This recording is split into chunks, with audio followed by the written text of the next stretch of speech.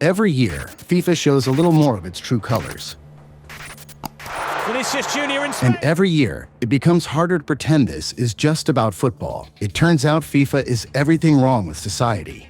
Because behind the cheers, there is a trail of broken cities, displaced families, ignored locals, and a corporate that always walks away clean. An example, Brazil. The 2014 World Cup was sold as a dream, a celebration, a national moment.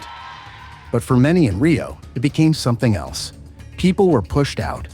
Communities were uprooted. The city was left to carry the weight after the cameras left. FIFA left with the party.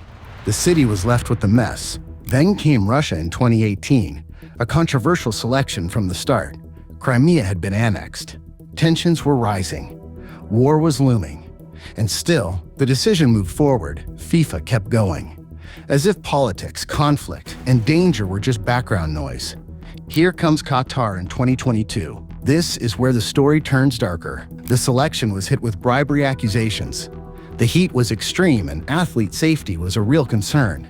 But FIFA pressed on anyway. Then came the reports of slavery, worker deaths, stadiums built on suffering. And FIFA did what it does best. It looked away, buried the story, and swept everything under the rug. And that is the pattern.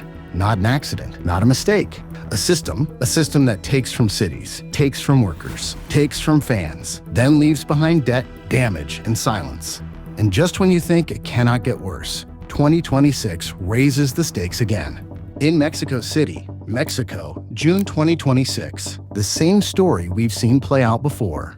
This corporate invasion has arrived in North America for the 2026 World Cup.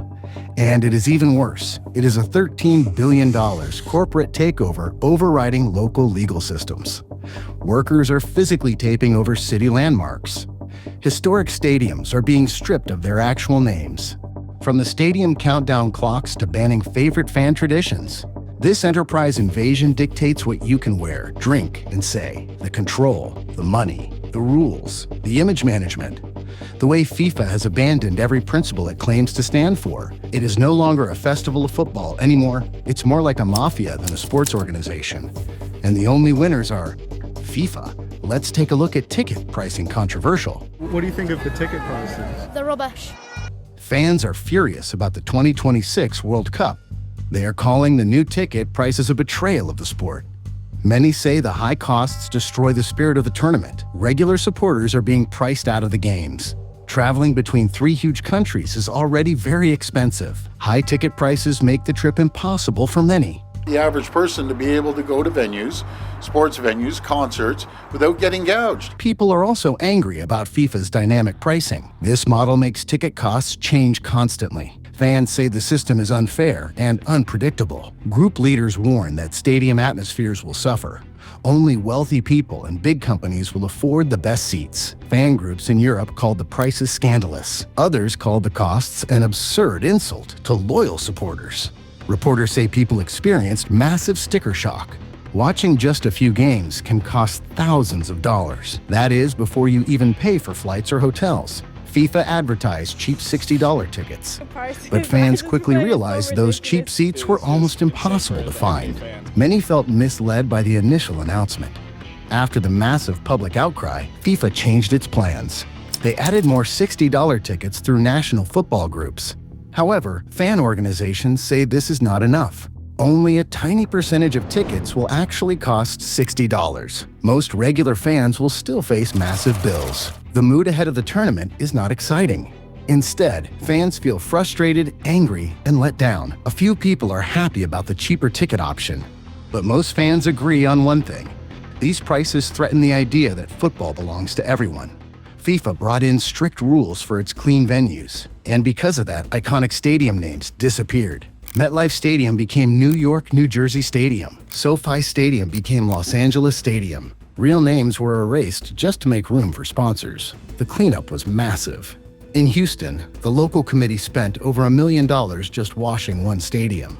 Thousands of signs had to come down. In Dallas, crews hung giant gray tarps to hide the AT&T logo. Even the city's identity was covered up. Some places fought back. In Atlanta, Georgia, the giant star on the Mercedes-Benz roof could not be hidden. Engineers said covering it would jam and cause a crash. After a long legal fight, FIFA backed down.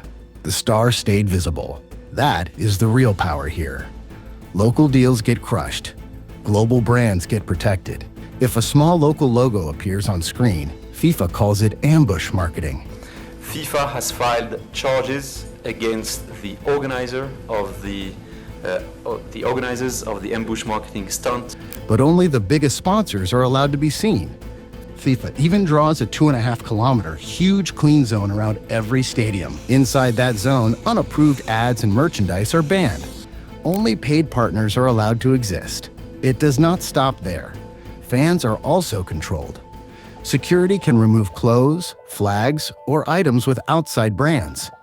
Body paint is not treated like clothing. Semi-naked fans painted in national colors can be stopped. Whistles and air horns can be taken away. Even big instruments need approval. This is not just organization. This is total control. And when FIFA expected North American cities to give in, Mexico City became a problem. Local people pushed back. They used the law. And for once, FIFA could not simply take over. On May 14, 2026, FIFA took over Mexico City's historic stadium. Crews rushed in to erase its name. They tried to wipe away its history too, but they ran into a wall, a legal wall. The stadium had a long memory. Back in the 1960s, the builders ran out of money, so they sold luxury suites on 99-year leases. Those deals were meant to save the stadium, and they gave local families real, lasting rights. Some families held those rights for generations. One of them was Antonio Vázquez Torres. He even helped name the stadium Azteca. For him and others, this was not just property. It was part of their lives. But FIFA wanted total control. Every seat, every room, every dollar. They tried to strip private owners of their own suites. They wanted everything under their power. The government offered money, millions. But many families refused. They were not willing to give up what was theirs. So FIFA pushed harder. They made the rules colder. They banned outside food. They even removed personal fridges from the suites. That is when the fight got serious. Local owners pushed back. A Mexican federal judge stepped in. The court stopped FIFA's demands. The suites were protected under Mexican law. And that became a powerful moment. It showed that regular people can still stand up. It showed that global power is not always unstoppable. It showed that greed can still be challenged. But while FIFA was fighting in court, its planners were creating a different problem. A huge travel nightmare, a non-stop logistical mess. The tournament had been stretched wider, bigger, heavier, more expensive, more focused on TV money, and the players were the ones paying for it. They were not treated like people. They were treated like pieces in a business plan. Long travel became one of the biggest problems, and the human cost kept rising. Tactics will not decide this World Cup. Travel will. Typically 32 teams, but FIFA added 16 more to expand to 48 teams, and that turned the tournament into a brutal test of endurance. Players will be dragged across 3 nations. They will cross 4 time zones. That is not a normal schedule. That is a trap. A flight from Vancouver to Miami is over 3,000 miles. Imagine playing in Los Angeles, then flying to Toronto, and then rushing to Miami. That is thousands of miles in just a few days. Some teams may get a train. Most will hit long, draining flights. A coast-to-coast trip can take 10 hours door to door. That is a heavy burden on the body. It steals rest. It steals recovery. It steals energy. Bosnia gets one of the harshest draws. They fly from Utah to Toronto for their first match. 6 days later, they fly west to Los Angeles. Then they must head north to Seattle. That is punishing, exhausting, unfair. The damage is not just emotional. It is physical too. Airplane cabins are dry. The air pressure is low, legs can swell, sleep gets worse, recovery gets slower, the body falls behind. Then there are the time zones. Every jump makes it harder to recover. Every landing makes the players adjust again. And every new weather change makes it worse. So by the time they arrive, they are already behind. Meanwhile, France barely has to move. And that says everything. Some teams are being crushed by travel. Other teams are being spared. That is not fair play. That is FIFA loading the dice. And that is only half the story. On the pitch, FIFA is changing the game too. It is turning football into a TV product. Every wasted second means lost money. So the rules keep changing, not to protect the sport, but to control the clock, to break the natural flow of the game.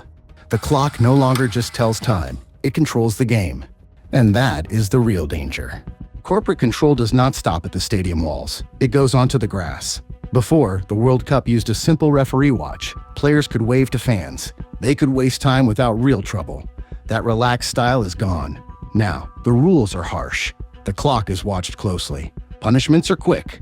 The goal is obvious. Speed the game up for TV. The biggest change is the 10-second substitution rule. When the board goes up, a player must leave in 10 seconds. Players cannot walk to the halfway line.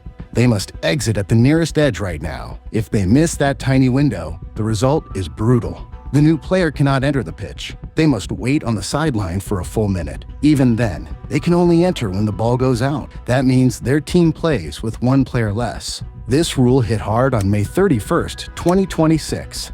Japan played Iceland in a score less friendly. Iceland tried a double switch late in the game. Their midfielder did not leave in 10 seconds. The referee activated the penalty immediately. The new winger was banned from entering. The ball stayed in play, so the punishment lasted nearly 2 minutes. Japan used the extra man and scored the winning goal. That disaster became a chilling warning to every manager.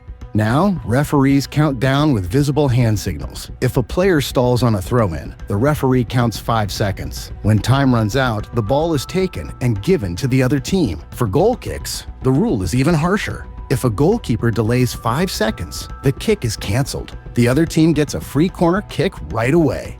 To stop fake medical timeouts, injured players face strict limits. Anyone treated on the field must stay off for 60 seconds. Even talking is being controlled. Cover your mouth while talking to a referee, and you get a red card. Officials say this protects transparency, but it punishes natural frustration. This clock system turns football into a rigid countdown arena. It breaks the flow. It breaks the spirit. It breaks the beauty of the game. But out at the gates, things get uglier. While FIFA can control players on the field, they cannot control the streets. When corporate power meets real local communities, the dream of a peaceful festival dies. The festival is ruined. The streets are not safe for the people who live there. While TV cameras focus on perfect grass, the stadium gates are surrounded by chaos. Massive riots erupted in Mexico City. They threatened the opening ceremonies. Striking teachers used the global spotlight to fight for better pay. Angry crowds pulled down giant promotional statues of soccer stars. They dragged them down by ropes. They set the statues on fire. They spray painted a warning across the city. A riot broke out at the historic Zocalo Square. The graffiti read, "If there is no solution, the ball won't roll." Law enforcement used tear gas. They used sound grenades. They forced open the official fan fest. In Canada, a computer glitch sparked fury. A system crash let dozens of people get premium tickets for $0. Instead of fixing the mistake, FIFA sent a cold threat: pay thousands in 7 days or lose your seats forever. This standoff triggered a massive government investigation. For the first time, ticket prices change instantly based on internet demand. Just ticket price is too expensive. I won't go because of the ticket price. New York's Attorney General accused the platform of greedy price gouging. Where ticket prices are at $4,000. Corporate greed is also destroying city skylines. In Dallas, workers painted over a beloved public landmark. The famous Wailing Wall mural was erased with flat blue paint. They destroyed 27 years of art. They did it just to put up a temporary ad. Property's owner has allowed the North Texas FWC Organizing Committee to replace the mural with one that promotes the upcoming FIFA World Cup. The artist filed a $25 million lawsuit. Federal law protects public art. But the corporate machine did not care. The strangest rule targets everyday fans waiting in line. In a last-minute move, FIFA banned all reusable water bottles. Fans were promised they could bring empty bottles to survive the heat. Now, thousands must buy expensive water inside the zone. That water is sold by FIFA's top corporate sponsor. Mayors and fan groups called the ban an outrageous money grab. Absolutely, it's a pure money grab. This World Cup is no longer a simple celebration of sport. It is a triumph of corporate control. When billions are on the line, football will rewrite the world to protect its empire. When the matches end, the magic disappears. What remains is a cold business run by billionaires. That shows what this tournament has truly become. It is no longer about national pride. Devoted fans give it the heartbeat. Elite players take the physical pain. But the wealthy boardrooms cash the multi-million-dollar checks. What used to be a fun, idolized game is now a borderless entity ruled from luxury suites. Raw passion is being rewritten into a Monopoly masterclass. If you don't want to miss any historical masterclasses, hit subscribe right now.